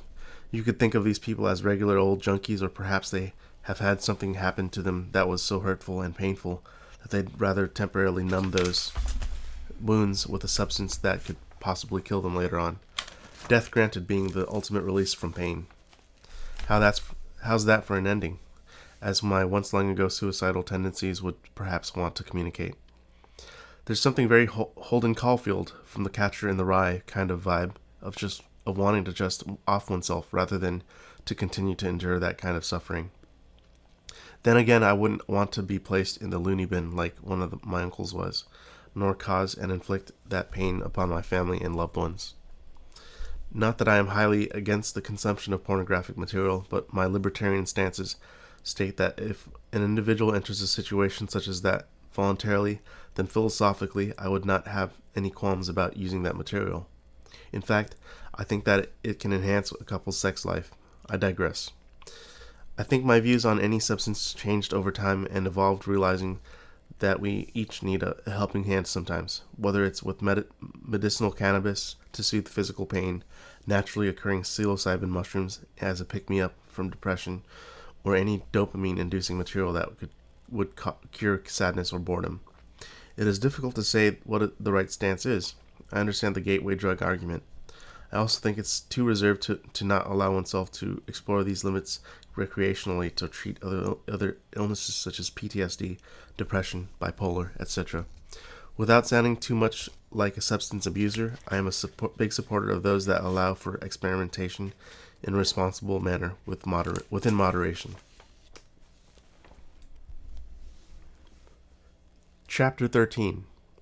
The love lost that crushed him and the love that rebounded his heart. I noticed that during my time in kindergarten through 12th grade, most of the young women I've had feelings for were either East Asian, Chinese, Taiwanese, or the one girl of mixed heritage, or a Hapa, as is coined by Japanese culture, such as Carrie. There was one romantic interest, however, that was finally of another Vietnamese background like mine. That was, of course, before the heartbreak to be crushed me entirely in this lifetime. It was my senior year in high school. I had been noticing this tall, slender young woman with long jet black hair, yet dark auburn in the sunlight. She was enrolled in French 1, in which I had taken the French language class up to 2.5 years. I was taking an art exploration and AP art class in the same building.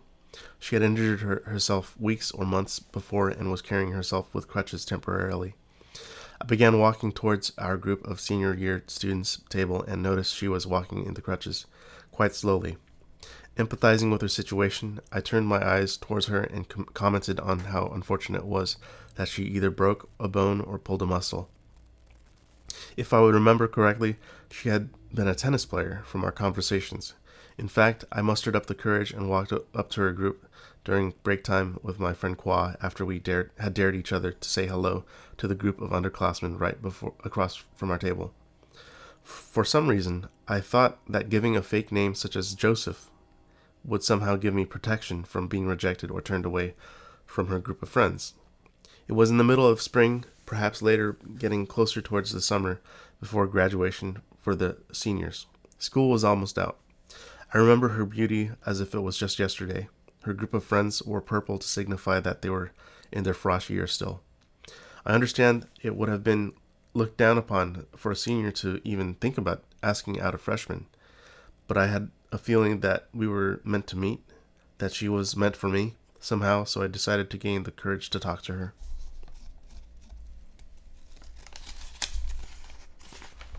In those days, I had been courageous only because of my summers as a lifeguard taught me to volunteer to put myself in uncomfortable situations. To my surprise, she seemed interested in talking to me, as much as I remember a few of the ladies, perhaps 2 or 3 juniors were as well. I thought of myself as being picky, and less so as I got older, and in some ways wiser.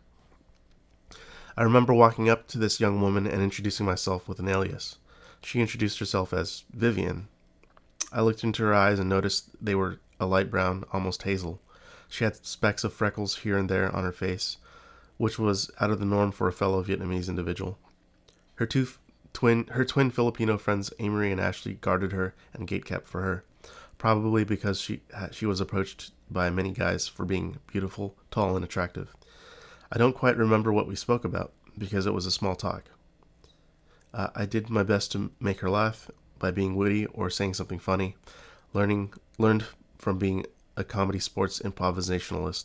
She did respond quite positively to my approach, as it signified that I had the confidence to walk up to her and talk to her.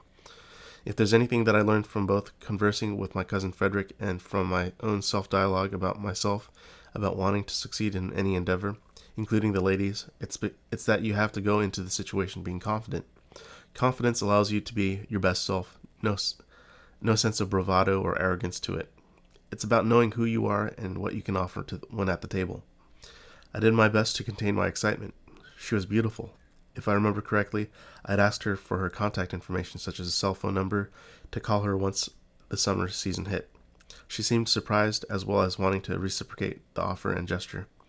In those days, the mobile phones we had, the iPhone was still a newly introduced device. We probably only had regular flip phones or button dial phones with T9 typing on them. I walked away with her phone number written on a piece of paper and kept my excitement and smile under containment. I wanted to be the cool guy. Later that summer, I remember wanting to call her to set up a date or so. We had taken a photo together with me in a red polo with white stripes and her looking lovely. She may have picked up once or twice, though I was flabbergasted about what to say on the phone line because of being so nervous. I may even have misread the situation or misremembered how it all appeared to the outsider, but I recall a friend of her saying to another friend that I had called her multiple times in one day or one evening and that I didn't get the picture. That broke me inside. I was overinvested in her way too soon. I thought she would be the perfect one for me. We were nearly the same height, same ethnicity, both Vietnamese, both relatively athletic, and I thought she was quite intelligent because she said she had aimed to apply to UCLA or so in the next few years. I remember when it was time to become a fresh college student myself at San Jose State University instead of UC Santa Barbara. I often took the bus or the light rail since the VTA Valley Transport Association was prepaid for students. Back then, my iPod Touch was my best friend. I would listen to sad, depressing songs to dwell on my own sadness for a while. I realized it wasn't healthy, although it was a major life event for me in which I felt powerless to change at that point. Whether it was having Kanye's 808s and Heartbreak album on repeat, listening to the Last Shadow Puppets album, The Age of the Understatement, pun likely intended, which was a joint project between UK rock musicians Miles Kane and Alex Turner from the Rascals and Arctic Monkeys, respectively. I would sometimes listen to John Legend's Evolver album or John Mayer's Continuum and attribute the sadness to be translated into something tangible. These artists and their music spoke for me and how I was feeling at the time when I wasn't able to express it myself. From lyrics such as "Do I have to fall asleep with roses in my hand?" to "How could you be so heartless?" I took on a lot of the pain by myself because I did not quite have a father figure that understood what I was going through without the proper guidance and guide me out of those feelings. I feared being thought of as a loser, so I did my best to move on, to rebound, and to find a distraction, a friend, even a new girlfriend that would get me out of my own head. Of course, school and work got quite busy. At university, I made new friends that had kept some old ones from high school, though the feeling of elation and infatuation never really returned. I think as we get older or become more experienced throughout life, our feelings begin to become numb due to the number of painful situations we must endure throughout life. Think of the song "Numb" by Linkin Park. I learned to have lower expectations out of situations like that and not to be let down by too hard by expecting less. By 2008 and 2009, my mother's best friend came to visit with her two daughters, Linda and Allison, from my childhood. I was beginning to be fearful that at 18 years old and beyond, that not having my first kiss, that it was beginning to be too late and that I would not have a girlfriend until age 40, like the reference to the comedy featuring Steve Carell, 40-Year-Old Virgin, the comical movie. I remember receiving my first kiss as more of an experiment rather than having any feelings too deeply for Allison Lee. Although I did have feelings of companionship and caring for her as a family friend, I did not feel a deep connection during that kiss. By the time 2010 came around, I was invited to a friend's cotillion, or 18th birthday, for Filipina young women. Her name was Rodelle, and she had plenty of friends from lifeguarding and from Milpitas High School over at Embassy Suites in Milpitas. It was there that I'd meet my future and perhaps one long-term girlfriend throughout my early 20s. I recall her vaguely as she was friends with my best friend from high school, Sean Duong Fonzie Nguyen. He had invited her to future events at family game night at his house off at Yellowstone in Milpitas. Apparently, she had been seeking me out after we had a run into each other at Rodelle's cotillion. There I was familiar with friends and coworkers from the pool, except that the photographer there, Stephanie, was interested in talking about music, such as the Beatles and the Killers. It was there that we truly connected over song lyrics and melodies. I asked her to spend some more time with me outside of that event, and she agreed. From going on to the Spirit Halloween store, Pepper Lunch off Barber Lane in Milpitas, and the Martin Luther King Jr. Library in downtown San Jose, we had begun to become good friends first, and then romantic interests later. It was this relationship that first taught me about what it meant to care about another human being, in the romantic love kind of sense, as well as having a best friend of the opposite gender. It was perhaps a year or two after Vivian had broken my heart that I was introduced to Stephanie. Perhaps it was all at random, or perhaps it was all according to plan. I don't know. Stephanie helped me heal through the biggest heartbreak of my young life, although she may have not realized it. I mentioned it to her once or twice that I had feelings for Vivian before, though I don't think it occurred to her that I made Stephanie a rebound. As our relationship began to get more serious, I was introduced to her parents, her father and her mother, and younger sister Stacy. They almost began to be like family as I dated Stephanie for nearly 5 years. We had gone to Disneyland with each other and each other's siblings. We even planned to take a trip to visit my father's siblings, my aunt and uncle, whom were refugees that resided in France and Belgium, respectively, and got along quite well with my closest female cousin, Sylvia, and her French-African husband, Alain. We got along so well, Stephanie and I, that it became a surprise to me when I found out that she was chatting through text with a new, at the time I didn't realize, a romantic interest from New York named Henry Poon. I thought nothing of it at the time. However, I realized that Stephanie had fewer female friends than she had male friends. Most of her friends were male, if I recall.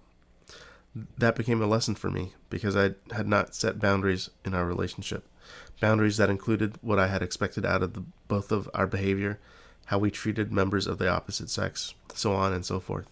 Soon after I had graduated with my degree from San Jose State University, a few months into being greeted with financial hardship and student loan debt, I had showed weakness instead of being a strong male counterpart. So much that I think it inspired her to leave me for Henry in New York. I actually hold no grudge towards her for it. It had been my own mistake. The mistake of being ignorant, being young, and clueless about how relationships actually worked. I had moved on for the most part, however, still hold the memories dear. It was much later that either of us wanted to return our relationship back to normal. In fact, perhaps a decade, 10 years later after the initial breakup. Feeling as if I was a different person by then, I didn't seek to return to the relationship as a form of self-respect and self-preservation, no matter how much it hurt the both of us in the process. Moving on required being emotionally strong. I wanted to be strong so that no failed relationship, no mishaps in courting would ever affect me like that again. To be continued. This was a reading of From Sea to Shining Sea, Jonathan Tuan Tran's childhood through young adulthood years, a musician and engineer in the making, abridged.